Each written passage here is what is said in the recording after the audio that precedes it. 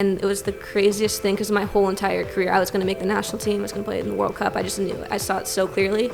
But in that moment, I felt this tiny bit of relief that someone was telling me that I could step away from the sport, because I would not have done it if it wasn't for something like that.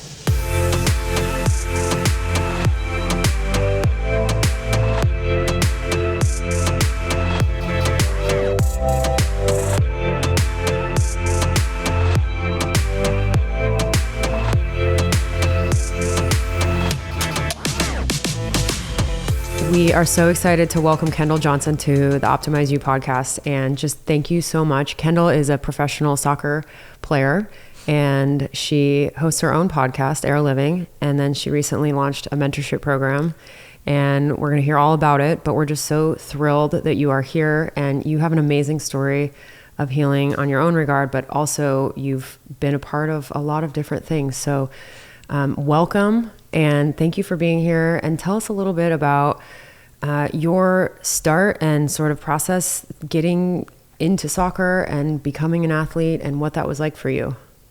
Sweet. Well, thank you both for having me on. I love what you're doing.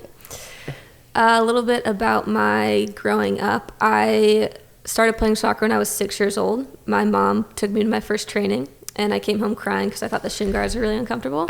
They're so uncomfortable. They are. Yeah, they really are. I was just talking to someone about that today. But she made me go out one more time, and then I ended up saying, I think I can deal with the shin guards. And then You're like, I'm pretty good. Yeah. At 6. I don't know if I thought I was good at that point, but I watched the 1999 Women's World Cup. Oh, man. Brandi Chastain scored the game-winning penalty kick, ripped off her shirt, spun it around her head. Yeah. And I always say it was as if in that moment it felt like a computer hacker hijacked my brain and programmed me to think soccer for the rest of my life, and it was just game over. Wow. I was obsessed. The moment. Yeah. That's pretty cool. Yes, kind of. So you played soccer as a kid. You played it in high school. Yeah. You went to college. You played in college. Where'd you go to school? So ever since then I went and played at high school at Lincoln. Mm-hmm. We won 2 championships there, which was the high school's first championship for soccer, so that was cool. Wow. And then I went to University of Portland. Awesome. Yep. And then while I was there, I tore my ACL my junior year, and I decided, though, after that to forego my senior year and enter the professional college draft, because they just came out with the NWSL, which was the Professional Women's Soccer League. Which was a big deal. It was a big deal, yeah. Yeah. So then you threw your hat in the ring. Threw my hat in the ring. And the hat was caught by New Jersey, a team in New Jersey. So I played 2 seasons there. Awesome. Yeah. And then ultimately ended up at the Portland Thorns. Yep. I played 2 seasons there. Was really thankful for the experience of I'm born and raised in Portland, and just to experience something different. I'm actually not a homebody at all. It just happens that women's soccer is pretty prominent here. Yeah. And keeps pulling you in. Yep. Then I ended up getting traded to the Thorns. Awesome. What's it like what's sport mentality at a professional level for women? What's that like in terms of training, just like daily living? I know that it's intense and you have to have a very competitive edge. What was your experience with it? My experience, I would say I have a very obsessive personality. Pretty much every team I've been on, I feel like I've been in the top of the obsessive, which I don't necessarily think is the best thing. It's not bad, but it definitely has its hindrances. Uh-huh. And I think I was just so used to that, being that person, that once I got to the professional leagues, it was just what I knew. Mm-hmm. And then it wasn't until I had my health, concussion injuries and stuff, that I realized like what I was like, because I was just so in it. When you're in something, you're so narrow-minded, and it's just what you know. So you're just pushing. Yeah. Yeah. And did that spill into other realms of your life outside of sport? Is that just kind of how you're wired? Yeah, I would say I'm a pretty laid-back person, but when it comes to soccer and even with school, it's funny with school. I got good grades and I did well, but I hated school. And I realized, I'm like, why did I get good grades if I hated school? I was doing it for other people, obviously, if I didn't like it. And now I'm kind of starting to realize, like, okay, why am I actually playing soccer, and making sure it's for reasons that are actually true to me. Yeah. I mean, that is such a common theme. Why are we doing what we do? Yeah. And is it really what I want to be doing? Mm-hmm. Am I doing it for other people? And it is so interesting looking at you and, having just met you, you are so laid back and mellow, but then you have this thing in you that just has made you so driven in a couple areas of your life. Yeah, but I think there's also something to, like, I look this way, but then in my head there's like a million things going on. Yeah, that makes sense. So you played 2 seasons at the Thorns. Mm-hmm. And 3 seasons. Yeah. And then what did you encounter after that? What was the struggle? The big struggle. Yeah. I would actually say there's kind of 2 struggles combined, but the big one was in the off season I played in Australia. Mm-hmm. And I was obsessed with Australia. Talking about laid back, yes. I lived in a little beach town, a 5-minute walk from the beach, and would go and surf, and I'm obsessed. I mean, that's the dream life right there. Yeah. Literally the dream life. But both times, the first time I was there, I got appendicitis. Oh. Wow. But my team doctor didn't know what it was, and I went to him saying that something was off, and he said, "Oh, have you tried like a low FODMAP diet?" And I said, "There's some, like, I know I've been on all these different diets. I know there's something off." So I went and found my own doctor, and ended up, I was about to go on a flight to fly across the country to like Perth and play, but I got my test results back, and they're like, "We think you have appendicitis." So I had to go, and I was hospitalized for a week because it was going on for so long, and it's a long thing. But then the second time I was there is when I was playing in a game, and I got tackled from behind, hit my head, and got a severe concussion that just completely rocked me and changed my entire life. Have you had head injuries before? I had 2 minor ones, one while I was in college and then one when I was playing in New Jersey, but I did what I was told to do, which was just kind of rest, and I was able to heal within a week, but this one wasn't like that. Head injuries are pretty common in soccer. Yeah. So I don't know if people really know how severe head injuries can be, but tell me about your experience with the severe concussion. What did that look like for you? What were you experiencing? Because I don't think people really have any idea. I don't think so. What a concussion is. Mm-hmm. Yeah, so I got my concussion. It was my first game of that season, and like I said, I got tackled from behind, and I just felt out of it. We had like 20 minutes left, and my whole life I've gotten migraines, and I've just learned to push through pain, because as an athlete, that's what you're taught to do, or any like a driven person in any realm. And so I did that, and then I played in a couple more games, and it wasn't until 2 games later that I just felt completely out of it. Just like everything was slow motion, out of my body. I was emotional, and I went and actually took myself out because I just like didn't know what was happening. And that's when I was told I had a concussion, and just to rest in a dark room for a week, which now I know is like one of the worst advice that you can be given. But I couldn't exercise, read, write, be in a car for more than 15 minutes without being super nauseous, lightheaded, dizzy, disoriented. I would wake up in the middle of the night hallucinating, thinking that I saw a man in my room. Wow, that's terrifying. Yeah, been doing some therapy on that one recently. Yeah. But this went on. When it first happened, I have just always been someone who's just going to push through my challenges, and it worked for me with my ACL. I was able to just push through. But with this one, you can't push through. Concussion, yeah. It's very out of your control. I mean, there's things that you can do, but you can't push through it. Yeah. You can't muscle through it in the same way. Yes. So how long did it take you to feel fully recovered? Oh, man. So I came back to Portland, and for 6 months I was still feeling those symptoms. And then I ended up finding, 8 months later, I had this realization that I was harming my body. I was trying to come back and play and be ready for the Thorn season, but I was trying to pass this header protocol to get me to be able to do full contact, and I just could not pass it because I had to not get symptoms later in the day. And you had to take headers. Yeah, which really didn't scare me.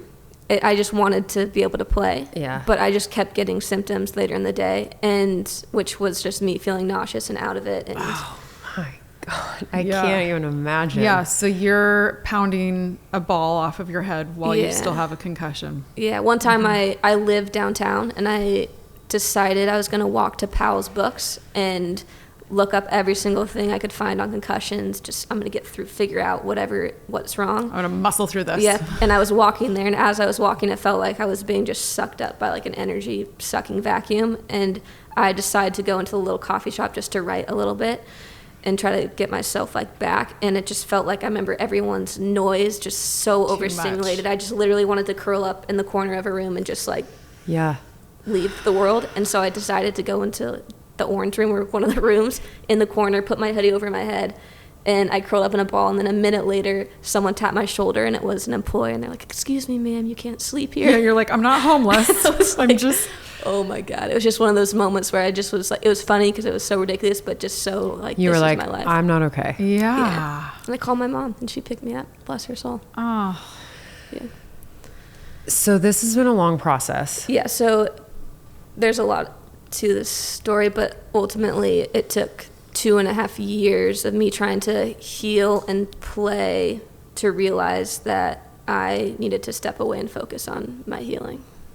Step away from the sport of soccer from a professional standpoint. For now, yeah. I Making still it- have, yeah. like, want to get back to it, but I Yeah. know that my body's the most important Not ready. thing. Yeah. What And was that like for you, that moment of finally being like, damn, I can't muscle my way through this? Because that was your whole way of making it in life. So this was when I got released from the Thorns, which I was pretty sad about, but I just had this mindset of, you know what, like, I get to start new. I'm going to go try out for another team, and just really this is going to be like my breakthrough. I kept thinking that I was going to have these breakthroughs, so I went to Utah to try out, and I ended up making the team, and I was just thinking, this is it. Like, all this struggle is like going to be worth it, and I was playing well. And then I remember I played in a full 90-minute game, and I was told I was going to be playing in a full 90-minute game, and I was like, okay, I just need to get through this game, then everything's going to be okay. So I went to the store and bought a cold brew and chugged that, and ate all these sugary candies, which I just don't really do, but just to try to get myself energy to get through it. And then after that game, I just energy tanked, and so I ended up finding another concussion specialist there, and I did this testing, and they told me that my brain was working 6 times harder than it should because there wasn't proper blood flow to certain areas. So I did this intensive 5-day program that was all about cognitive brain stuff. Mm-hmm. And then I did another MRI when I got done. It was called a functional MRI to see, and my scores improved a ton. But I was like, I still don't feel like myself. And she said, okay, what could be this structural scan? And she said, did anyone talk to you about this? And I said, no. And she goes, well, there is some white matter on your brain scan that could be indicative of a demyelinating disorder. Have you heard of MS before?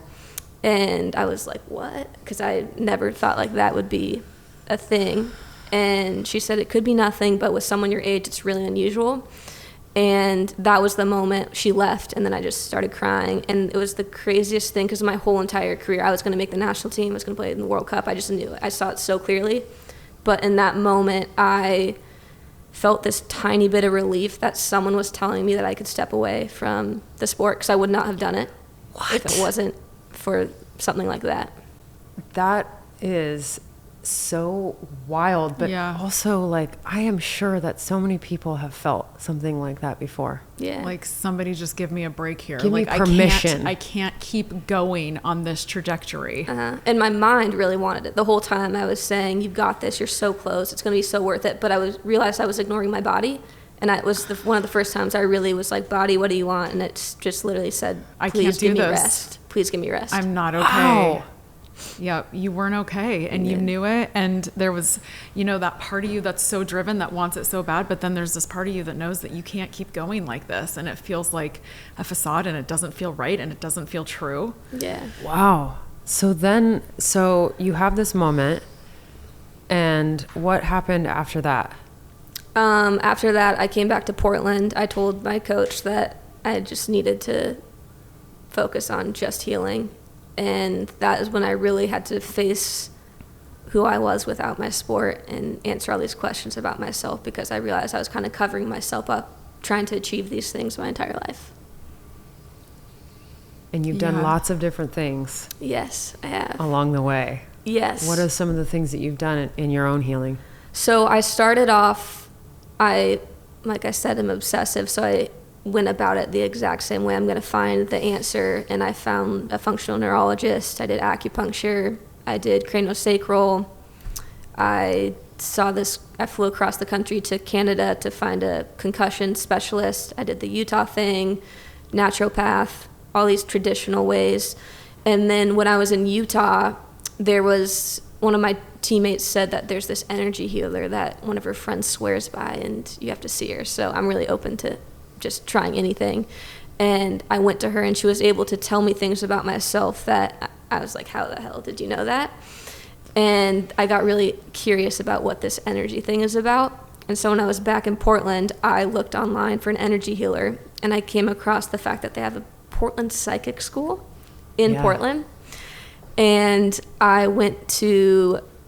there was a free student meeting to see what it was about. And so I went to it, and this teacher was telling me that everyone's psychic, and that in the sense that we're all really sensitive, but it gets covered up over time because we're kind of taught to push through, and our society doesn't really talk about these sensitivities or cultivate them. And it's like a skill that you can learn like anything else. And so I, in my mind, because I'm a competitive person, was kind of like, prove it. And so I decided to sign up, and I ended up doing the beginning meditation, and then I ended up doing a full year-long psychic school experience. I never thought my life would turn this way. That's not what I thought you were going to say.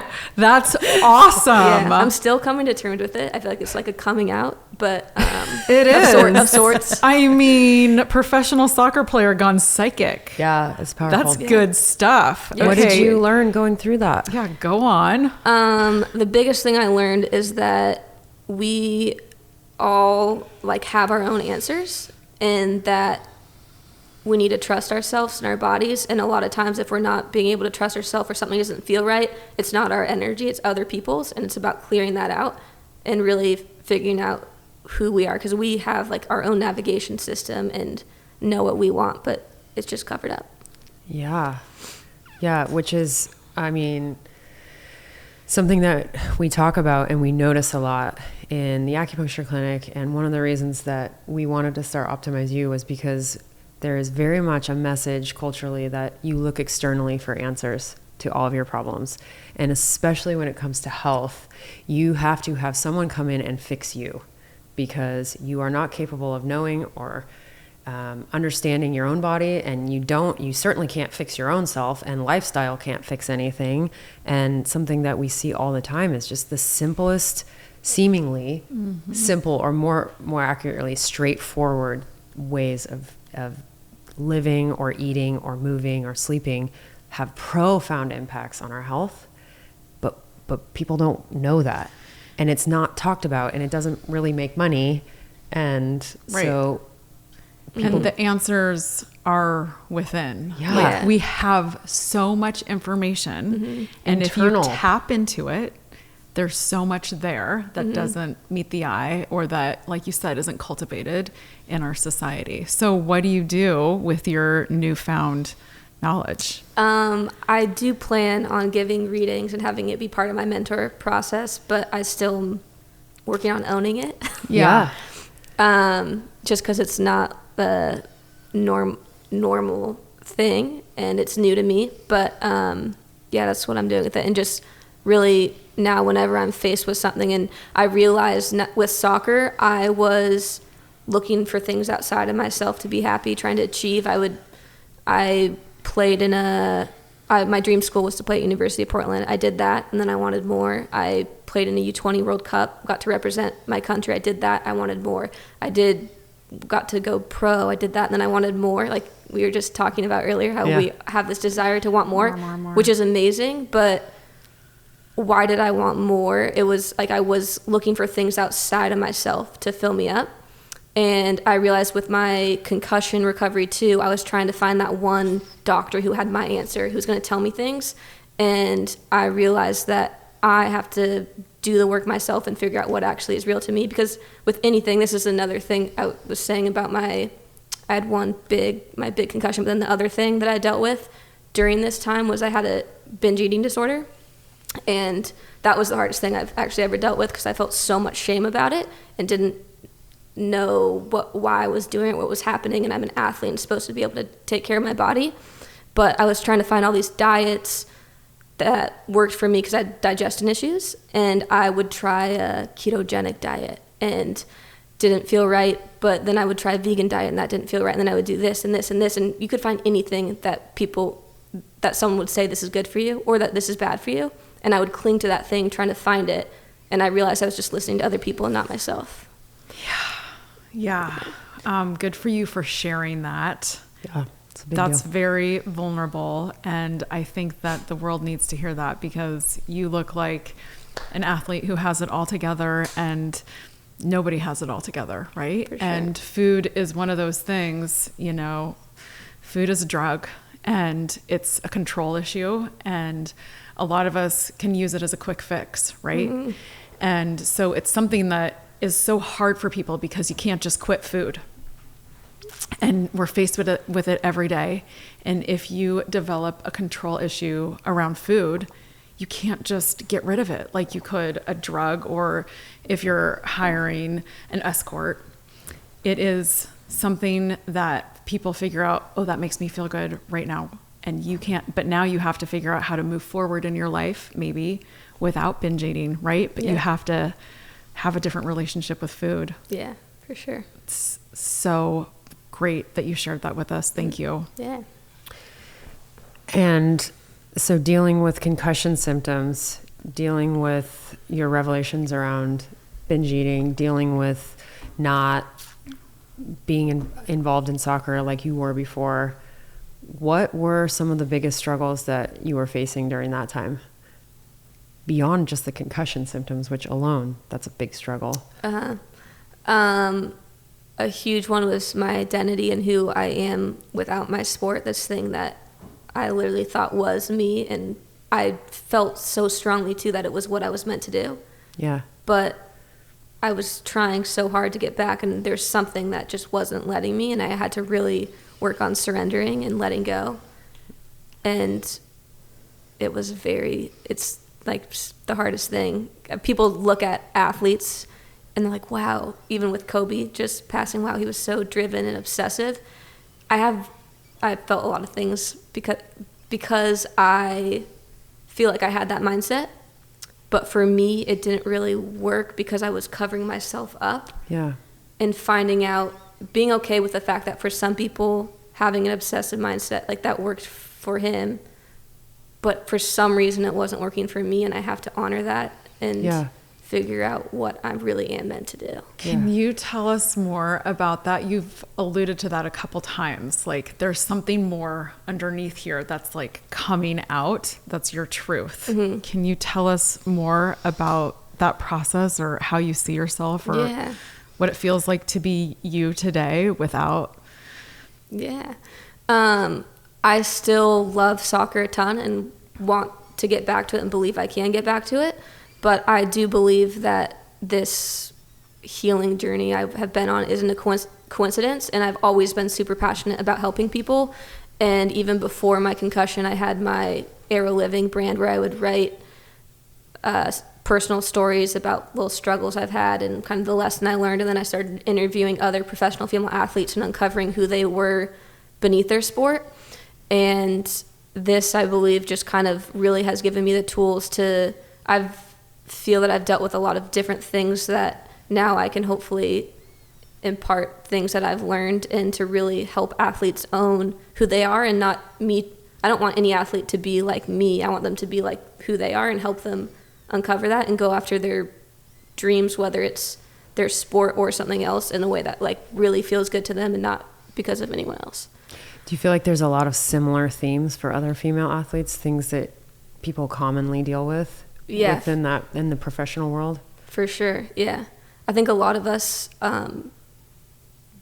don't feel our feelings and tend to disassociate, which is a really beautiful thing for sports when you're playing because you're just able to just hone in the zone. But then outside of that, can you learn to compartmentalize and actually learn to feel your feelings so it doesn't affect your relationships and other areas of your life?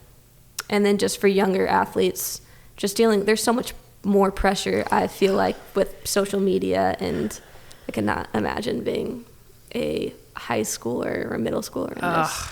It's so intense. It's wild. Yeah, even my 10-year-old played competitive soccer, my 10 and 12-year-old, and the 10-year-old was like, this is so intense. Like, I have no interest in being this intense. She's like, I like soccer, Mom. I like soccer. I'd like to go back to the rec team. But this, like, running the whole entire field 5 times because we're talking and we're 10, she's like, it is not for me. I just don't even agree with that style of coaching for the, like, I do. There's very small cases, but there's other ways to deal with that. Yeah. It is. And a lot of parents want their young children in competitive sports really early so they have their best chance. Because if you just play rec, you're not going to really be able to play in high school. That is the message. Yeah. That is the word on the street. That's what the parents are talking about. Mm-hmm. I was really lucky and thankful. My parents were super supportive, and I played all different sports growing up. Yeah. That's great. Yeah.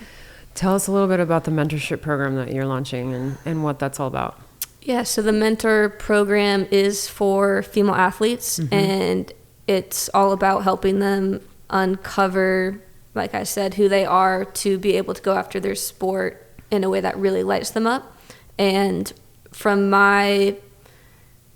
I feel that before my concussion, I was super into the mindset and having your routines all set up. I had everything all set up for me to be successful, and I listened to podcasts, I watched film, I did all these things, but that wasn't enough for me because I didn't know, like, the emotional part of it and the energy part of it. And I really I think that not all sports psychologists, but really focus on the mind, but our body is so, I believe, is the wisest part of ourselves, and learning to tune into that has really helped me. And if I knew how to tune into that when I was even younger and really follow what felt real to me, I genuinely believe that I would be able to go even further in my sport. Yeah. And so you've got the podcast, you've got the mentor program, and then are you still dealing with your own concussion symptoms? Is that an ongoing thing? Yeah, so I'm so much better. I now just struggle with some energy issues and sleep. Yeah. And then my mood, you say I was laid back, was growing up, feel that anytime I didn't know how to feel things. So I would, anytime I felt uncomfortable, would just go and train more. And now I feel like I have a good tool set. There's always more to learn about actually how to feel my feelings. Yeah. What was your question? I'll blame that on the concussion. This is actually a great example.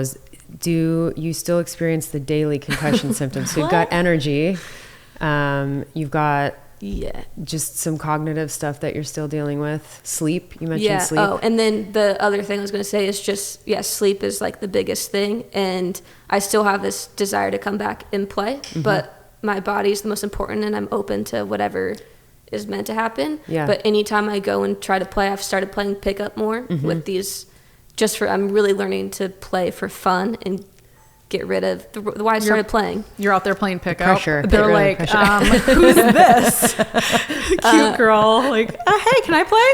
Yeah. It's funny. I've started playing with it's like a group of 30 to 60-year-old men. And I just show up, and it's just really so important for me to go and to just show myself that it's okay to just have fun. Put and it doesn't need to be good out there. Yeah. That's so good. But every time I go and try to train and be like, I've got this, I get back into my mindset, something in my body happens. I still have these symptoms, and I get tight, and then symptoms of headaches and stuff later in the day. So I'm working through that, and still I really don't know if I'm going to be able to play again, but I definitely believe I can if I'm meant to. So how long ago was the concussion? 2.5 years ago? 4 years now. 4 years. So, for people who don't understand head injuries, this is a revelation. that somebody would be experiencing concussion symptoms 4 years post-concussion. Yeah, and I can't, sorry to interrupt you. Oh, no. I can't imagine, for me, I believe that I just know I'm someone who's going to try to find everything I can and try out things, and I'm super privileged to be able to try out the different options out there. But someone who's just told by one doctor that, oh, you have a concussion, you're really hurt or something, and they listen to that, I just can't imagine how many people are struggling and just give up because it seems so hard. It's a really, really big issue. Yeah. I'm really proud of you for your evolution and being in a space where your answer is, I don't know what's going to happen. Yes. And I just have to keep checking in and receiving information and going based on that. For somebody who's so driven and obviously has told yourself, I'm going to do and be and get whatever I want in life, to now be like, I actually have no idea what's going to happen or what this is going to look like. I'm just going to listen to my body.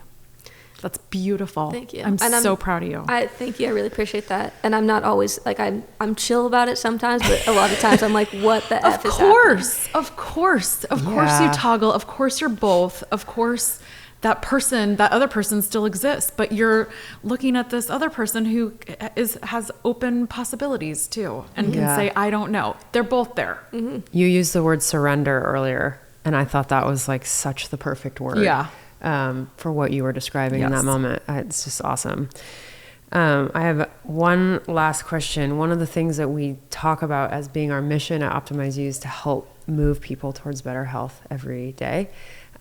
Just mostly because we want people to feel empowered within, and you spoke a lot to that, like finding your power within and the answers within.